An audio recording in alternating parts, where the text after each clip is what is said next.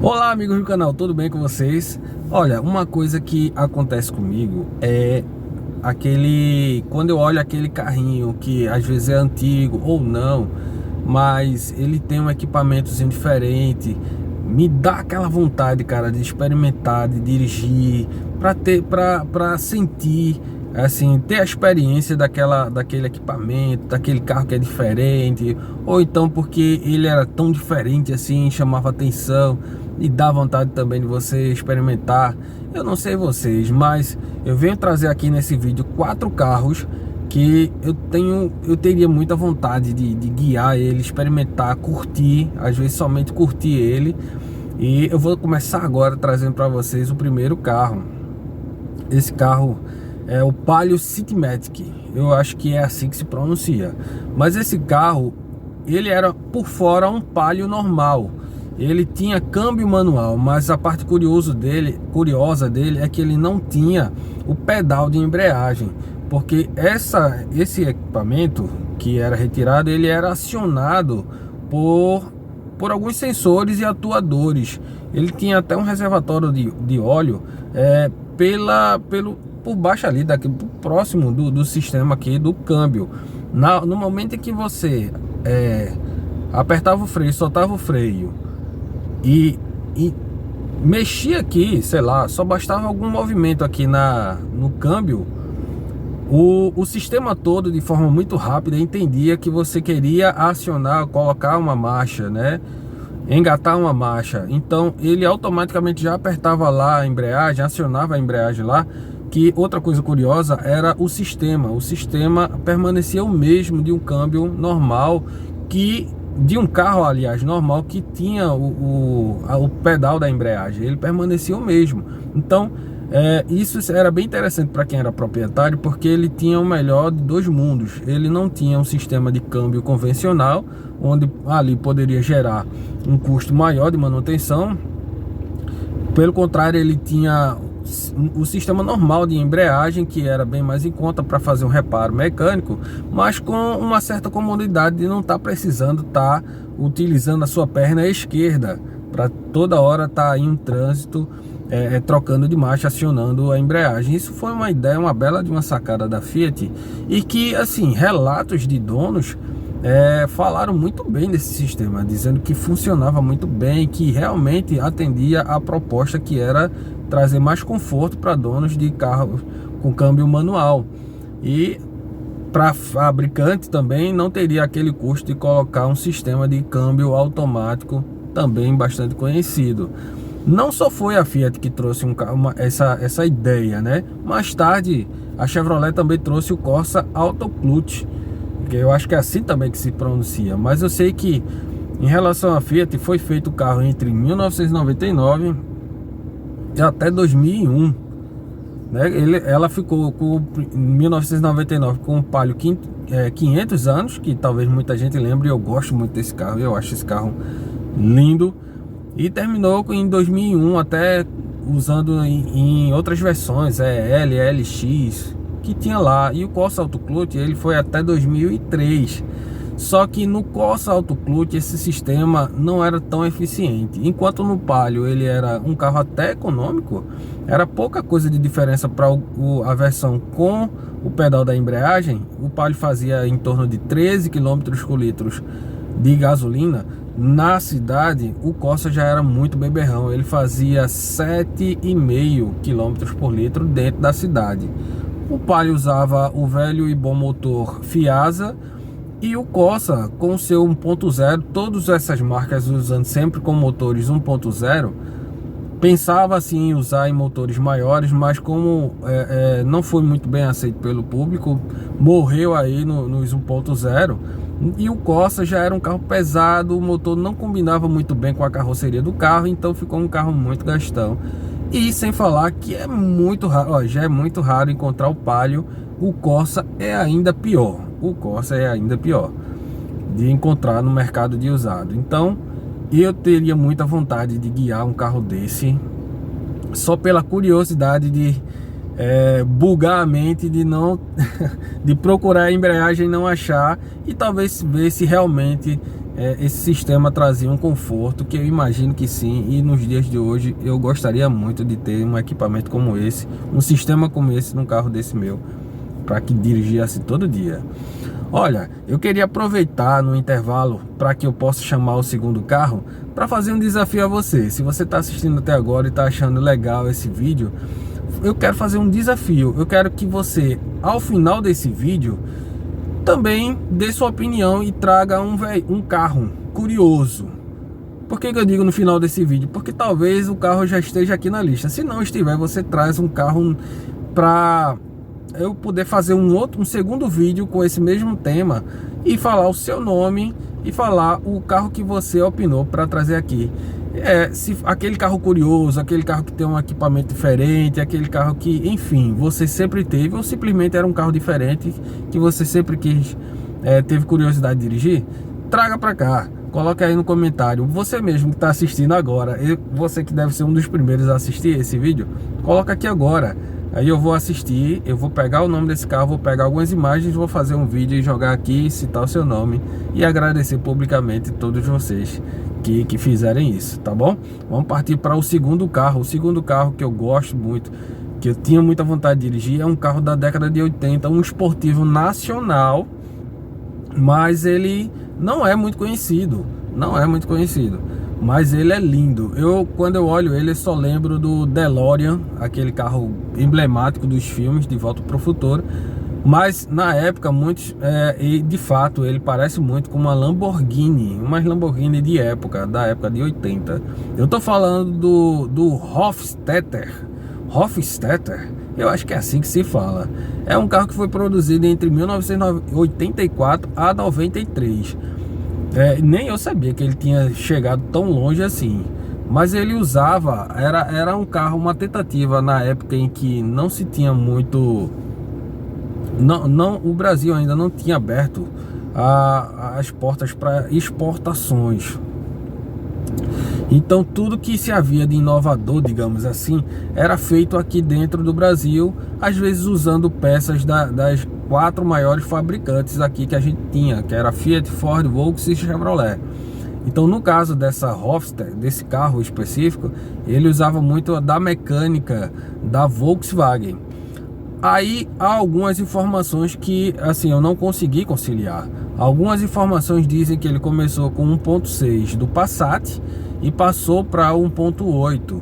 Outras dizem que ele começou já com 1.8 e passou para o 2.0.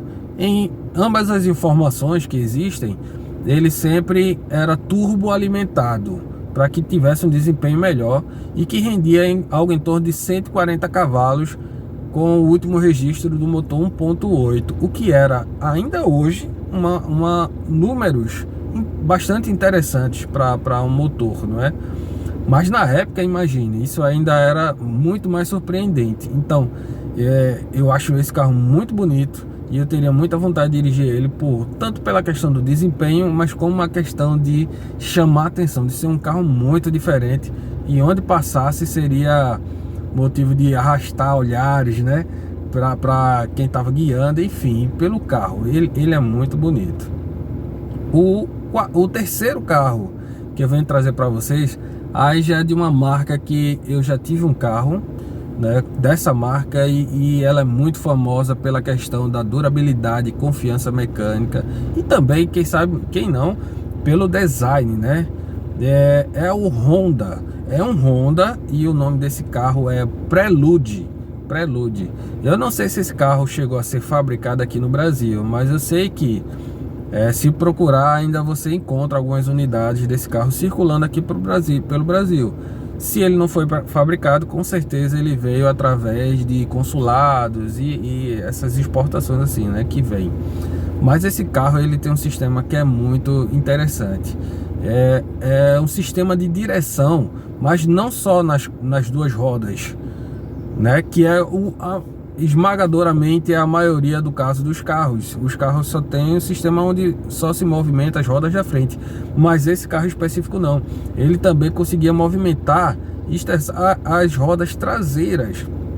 Aí você me pergunta como? Enfim, era um sistema que ligava todas elas, mas ela estressava pouca coisa.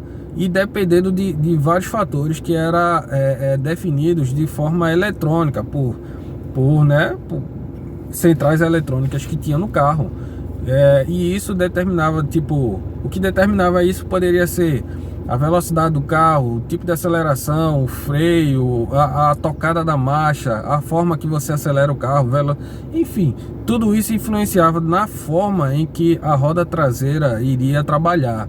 Mas normalmente, quando você precisava girar para a direita para ajudar a entrar em curvas e tal, a roda traseira girava para a esquerda. Ela ficava no sentido contrário da roda da frente.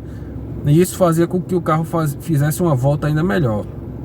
Bom, esse sistema eu acho bem curioso, porque assim, eu não sou um piloto, nem fico andando por aí feito maluco, mas eu acho interessante, né? A Honda sempre teve, com esses esportivos dela, uma atenção melhor nos famosos motores dela, com essa tecnologia VTI, VTEC. Por sinal, é um tema que eu posso até abordar depois, porque é bem interessante essa evolução dos motores. Mas, além da junção do motor forte, o carro bonito ainda tem esse sistema curioso que eu teria muita vontade de experimentar e ver como é que era.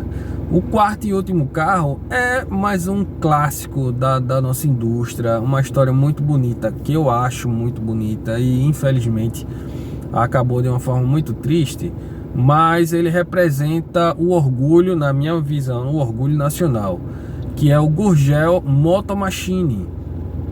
É um carro bem pequenininho, talvez vocês agora estão vendo, estão me vendo falando desse carro e dizendo assim, nossa, Riva, um Gurgel, cara. Não, mas assim, eu sou um cara muito eclético para carro. Eu gosto de carro, seja ele enorme, seja ele pequeno, potente, muito fraco, mas eu gosto.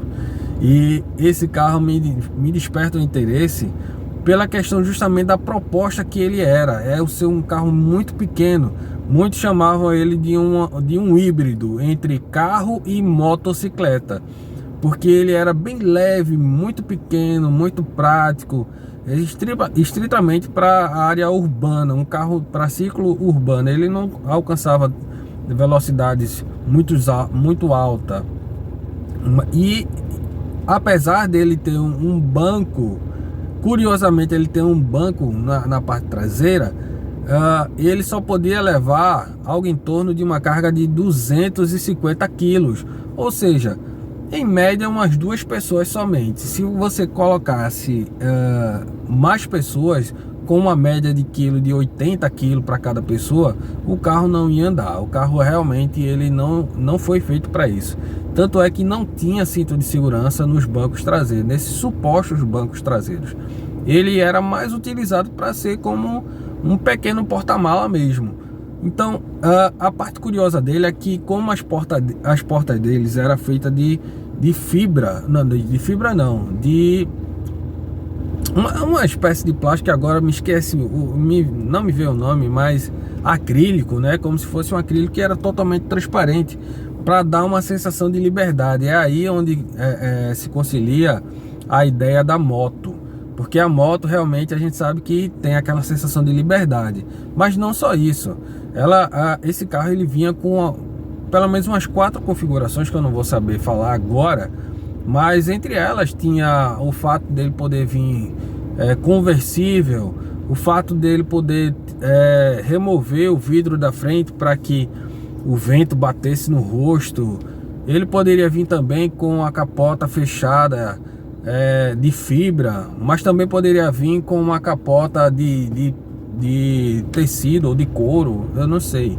Mas ele era um carro que para a época foi uma tentativa do Gurgel para que atraísse assim mais consumidores e tal. Porém, na verdade, eu quero refazer esse comentário último agora que eu fiz.